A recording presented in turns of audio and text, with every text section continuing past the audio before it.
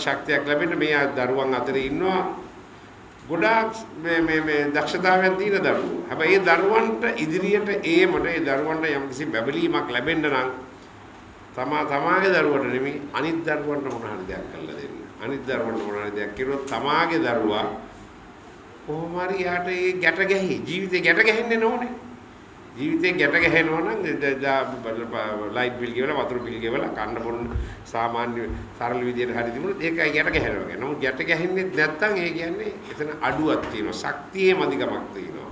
ඉතින් ශක්තිය ලබා ගන්න අද මේ රොෂාන් මේ කරලා තින්නේ මෙතන තමුන්නාන්සලා වෙනුවෙන් රොෂාන්ට මම ඔබට සත්‍ය ලබා රොෂාන් නැත්නම් මේ යුන්ගෝ තිබුණා තුන්ලයි මම මොනවද කරා මම රොෂාන් මෙන්න මේ වගේ දේවල් ලංකාවේ ඉන්න අනන්ත ප්‍රමාණ මේ ඒ දේවල් වලට ඇවිල්ලා සම්බන්ධ වෙලා මොනවා හරි වඩ කරලා දෙන්න පුළුවන් ශක්තියකින් කරලා දෙන්න කියලා. ඉතින් අද මේ පිරිස හෙට දවසේ මේකට වැඩි පිරිසක් වෙන්න පුළුවන් තව අවුරුද්දකින්. නමුත් ඒ ශක්තිය දීම සඳහා දායක කළ කැප වෙලා ඉන්න උදවියට අත් වශයෙන්ම අපි ස්තුතිවන්ත වෙන්න ඕන. රොෂාන් ඇතුළු ඒ පදනමේ ඉන්න සියලු දෙනාටමත් ඔබ සැමටත් ශක්තිය ලැබේවා කියන ප්‍රාර්ථනාවත් සමග මම නිහඬ වෙන්න ඔබට තුන්වන් සරණයි.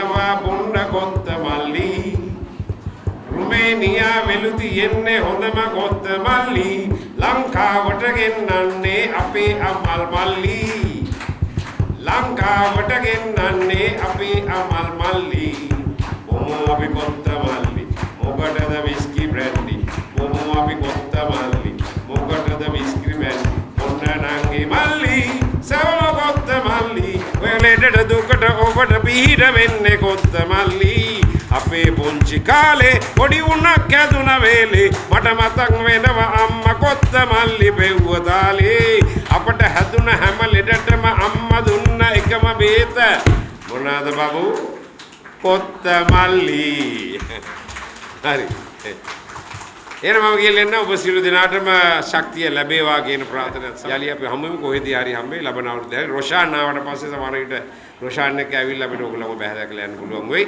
ඉතින් අද මේකට සහභාගී වුණාට ඔබ සමන විශේෂයෙන් ස්තුතියි.